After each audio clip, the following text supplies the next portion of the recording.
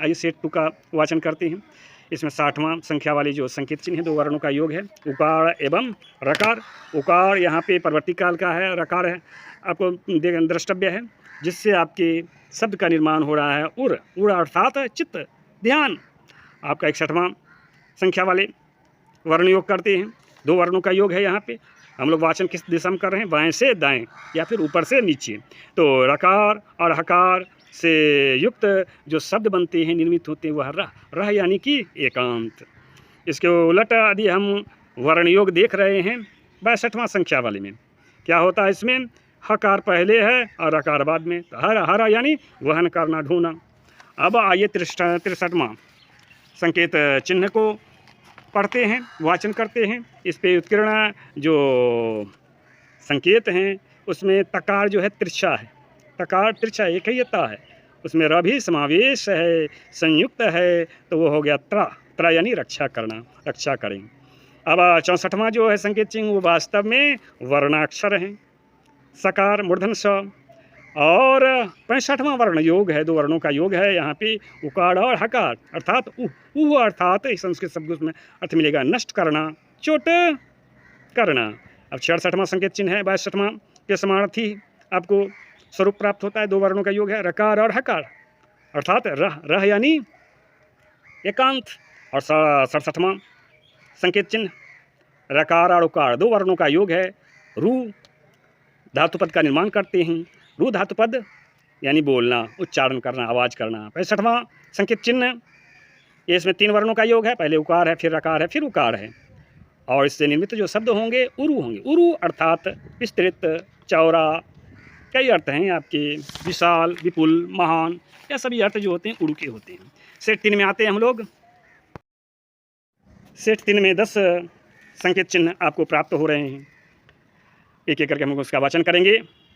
69वां संकेत चिन्ह 2 मानवाकृति है, तीर के जैसा आप देख रहे हो, और तीर के जैसा जो है वह वास्तव में सकार है, दंत स का बोधक है।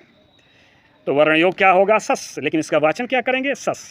सस का तात्पर्य क्या हो गया, शासन करना, है ना। जबकि 70वां जो एक ही तीर है वह मानव आकृति है, विकट देख सकते हो, लगता है, तो वह सकार का बोधक है। सकार जो है सर्वनाम है, आप जानते हो, स यानी वह, संस्कृत का शब्द है, स यानी वह। 71वां 3 वर्णों का योग है, इसमें आकार है बड़ा, फिर उकार है और फिर सकार है, मिलकर के जो शब्द निर्माण होता है वर्ण योग से, अवश्य यानी कि अस्थिर, जिसका कोई घर ना हो, बंजारा।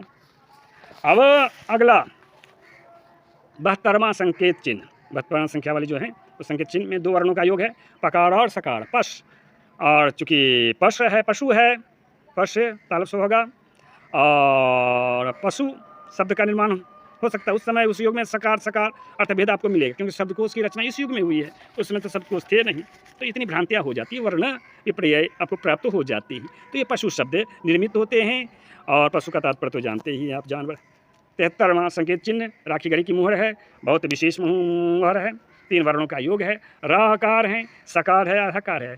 अब हकार जो होता है जब अंत में आते हैं तो विसर्ग का संकेत चिन्ह, संख्या वर्तमान काल में विसर्ग संकेत चिन्ह प्राप्त होते हैं, तो लेकिन उस युग में, यहाँ तक कि ब्राह्मी लिपि का जब उद्भव हुआ इससे, उसमें विसर्ग आपको नहीं मिलते हैं, विसर्ग के लिए संकेत चिन्ह नहीं प्राप्त होते हैं। तो रसः जब हम बोल रहे हैं, उच्चारण कर रहे हैं, तो रसः का तात्पर्य हो गया रस, रस, अमृत, और कई उच्चारण इच्छा भी होती है।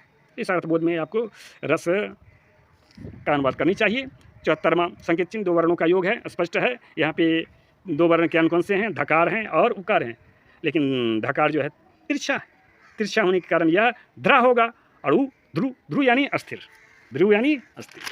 तो अब 75वां संकेत चिन्ह का वाचन करें, और इस 75वां में आपको 4 वर्णों का योग है। 4 वर्णों का योग कौन कौन से हैं, क्रमशः हैं पकार, उकार, रकार और हकार, और इनसे मिलकर के जो शब्द निर्माण हुआ इन वर्ण योग से, पूरा अंत में हकार है, पूरा विसर्ग होगा अंत में, तो पूरा का तात्पर्य क्या हुआ, पूरा का तात्पर्य हुआ नगर। 80वां संकेत चिन्ह आप देखिए, परवर्तीकालीन यह संकेत चिन्ह है, और इस पर क्रॉस यानी एक्स की तरह आपको संकेत चिन्ह मिल रहे हैं। पूरा काल में जब प्रारंभिक हड़प्पा काल में, विकसित हड़प्पा काल में, यह जो एक्स है वह गर्ग संकेत बोधक चिन्ह हुआ करता था, बोल्ड होता था। यहाँ पर आप देखिए बोल्ड नहीं है, ये एक हल्के हल्के रूप में एक्स है। ऐसे यूँ तो आपके क्रॉस थकार वर्णाक्षर हैं, लेकिन यहाँ पर वाचन हम उसी रूप से करेंगे, गर्ग ही इसका वाचन करेंगे। तो गर्ग के साथ उकार का योग है, तो क्या हो गया, गर्ग ऊ, यानी पुरोहित वो पुरोहित है। अब इकाशम संकेत चिन्ह में 2 शब्दों का योग है। इसमें क्या क्या है, ग्री गर्ग ऊ देख रहे हैं। इस ग्री का तात्पर्य क्या होता है, बड़ी ग्री है, रिकार है, आह्वान करें, बोलें। गर्ग यानी पुरोहित, ऊ यानी कि ओम। बेरस्मा संकेत चिन्ह उसी अनुरूप ही है, इसमें भी वही चीज़ अर्थबोध रखता है। ग्री गर्ग ऊ, ग्री यानी आह्वान करें, उच्चारण करें, बोले। गर्ग यानी पुरोहित, ओम। पुरा काल में गर्ग जाति जो थी वह आपके पुरोहित्व का कार्य करती थी। आजकल तो पुरोहित का अलग अलग घर के जो सूर्यवंशी हुआ करते थे पुरोहित, आजकल तो और भी कोई वशिष्ठ हैं, कोई तिवारी हैं, कोई मिश्रा हैं, वगैरह वगैरह भी पुरोहिताई करते हैं। आवा 13वां और 84वां संकेत चिन्ह देखिए।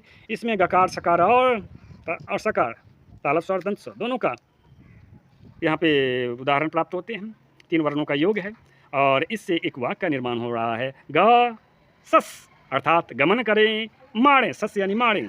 50वां संकेत चिन्ह, इसमें आपके 3 वर्णों का योग है, हकार है, फिर सस है, फिर हकार है। इसका तात्पर्य क्या, हकार का तात्पर्य निश्चय पूर्वक, जरूर, अवश्य। सस यानी माड़ें या माड़ें, निश्चय करके माड़ें, यह अर्थबोध प्रदान करता है। और आगे सेट 4 का हम लोग वाचन करते हैं। सेट 4 में आपके 90 से लेकर के 96 तक लगभग 7 संकेत चिन्हों का हम लोग वाचन करेंगे। और यहाँ पे 90वां संकेत चिन्ह होगा। 2 वर्णों का योग है, इसमें दंत स्व है और तकार है, दोनों मिल करके बनाया क्या वर्ण योग, क्या किया, तो शब्द बनाया सत। सत यानी पवित्र, सुंदर, अच्छा। 91वां संकेत चिन्ह, यहाँ पे 2 मानव आकृति है और यहाँ पे फैलाए हुए है, जो पाँव फैलाए हुए लगता है, दिखता है आपको मनुष्य का, वह वास्तव में तकार संकेत चिन्ह है। तो हो गया सत, सत 2 बार, और इसका भी अर्थ वही होगा, पवित्र, सुंदर। 92वां संकेत चिन्ह, 3 वर्णों का यहाँ पे योग है, अकार गकार और सकार। तो इससे निर्मित हुआ शब्द जो होगा, क्या होगा, आकार गकार और सकार, आगस। आगस यानी कि पाप, अपराध। संस्कृत शब्दकोश में आपको यही अर्थ प्राप्त होगा। एक सार्थक अर्थ के लिए हम लोग सकार सकार सकार में जो बिन वर्ण विपर्य हम लोग को प्राप्त हो रहा है, उसको हम लोग थोड़ी देर के नेगलेक्ट कर लेते हैं, क्योंकि इस युग में पर आपके शब्दकोशों का निर्माण हुआ है। कई शब्द आपको मिलेंगे, जैसे कि मस्जिद, वर्तमान काल में मस्जिद आपको वाचन होता है, लेकिन उस युग में जो उत्कीर्ण किया जाता था सबसे नव सभ्यता के, उसको मस्जिद उत्कीर्ण किया जाता था। तो यह कुछ वर्ण विपर्य हुआ है काल क्रम में, तो इसको थोड़ा सा नेगलेक्ट आप लोग करेंगे। 93वां संकेत चिन्ह है, 3 वर्णों का यहाँ पे योग है, सकार तकार और उकार मिलकर के कौन शब्द बनेंगे, सत उ। सत उ का तात्पर्य ओम, सत यानी पवित्र, पवित्र ओम अर्थ हुआ। 94वां संकेत चिन्ह होगा, 3 वर्णों के योग से निर्मित हैं, सदत। यहाँ सदत है यहाँ पे, तो इसका अर्थ हुआ बैठा, गिरा, चला, कुछ ढंग का।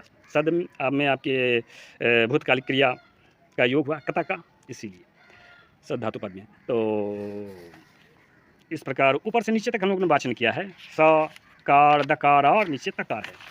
अब 95वां संकेत चिन्ह है, इसका भी वाचन कर लेते हैं हम लोग। 3 वर्णों का योग है और इन 3 वर्णों के योग से सुत शब्द की निर्माण हो रहा है, सकार उकार और तकार, है ना। और सुत का तात्पर्य सुत जाति भी होता है। सुत जाति यानी सारथी, ब्राह्मण पत्नी और क्षत्रिय पति से उत्पन्न संतान को सुत कहते। सूत जी महाराज थे रोमहर्ष, और साथ ही सुत का तात्पर्य पुत्र भी होता है, पैदा हुआ है जो। 96वां संकेत चिन्ह, 3 वर्णों का योग है, हकार सकार और तकार। ऊपर से नीचे की दिशा में हम लोग पठन करते हैं, और शब्द निर्माण कौन सा होता है, हस्त। हस्त यानी हाथ। अब तक के इन अध्ययन से, संकेत चिन्हों के वाचन से हम लोगों ने क्या पाया, स्पष्ट है, हम लोगों ने सिद्ध किया कि सबसे नव सभ्यता कि जो भी संकेत चिन्ह हैं, जो मुहरों पे संकेत चिन्ह प्राप्त होते हैं, वह वास्तव में पठनीय है। पहली तो बात ये, वो पढ़े कैसे जा रहे हैं, तो वर्णमानात्मक दृष्टिकोण से पढ़े जा रहे हैं। जैसे अभी क ख ग घ पढ़ते हैं, देवनागरी लिपि के माध्यम से पढ़ते हैं, या ये रोमन लिपि के माध्यम से, उसी तरह पठनीय है। वह चित्रात्मक लिपि नहीं है, पिक्टोग्राफ नहीं है, ना मोनोग्राफ है, ना ही एलोग्राफ है। ना ही हायरोग्लिफिक है। हायरोग्लिफिक शब्द भी कुछ प्राप्त हो जाते हैं, लेकिन पूर्णतया नहीं। हाँ, यह ध्वन्यात्मक है, यह भी हम लोगों ने जाना, और साथ ही साथ इसकी भाषा का भी हम लोगों ने ज्ञान प्राप्त किया। इसकी भाषा क्या है? संस्कृत है। संस्कृत के आद्य स्वरूप को प्राप्त, जब आप मुहरों का वाचन कीजिएगा तो आद्य संस्कृत आप कहिएगा इसको, लेकिन संस्कृत भाषा है, संस्कृत भाषा के स्वरूप हैं। और अंत में हम लोग ये दावे के साथ कह सकते हैं कि संदर्भ सभ्यता की प्रमाणिक लिपि जो है वह नागलिंगा लिपि है, जिसका अन्वेषण हमने किया।